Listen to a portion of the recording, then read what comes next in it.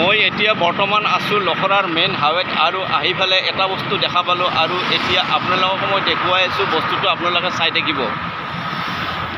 এয়া হৈছে আপোনালোকৰ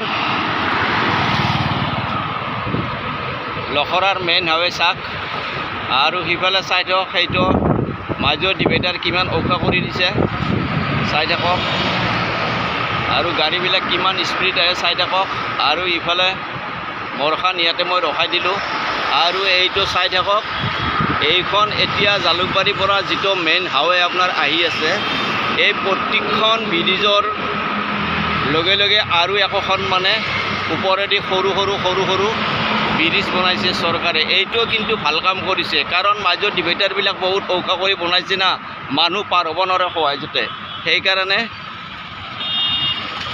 মানে এনেকা আৰু ওপৰেদি সৰু এনেকা বহুত কেইখন ব্ৰিজ জালুকবাৰীৰ পৰা খানাপাৰালৈকে বনাইছে। এইটো কিন্তু চৰকাৰে ভাল কাম কৰিছে, ভাল মাথা মাৰিছে। তাৰ কাৰণে অসম চৰকাৰক মই ধন্যবাদ জ্ঞাপন কৰিছোঁ এজন সাধাৰণ ড্ৰাইভাৰ হিচাপে। জয় আই অসম, আহিছোঁ এতিয়া, বাই বাই।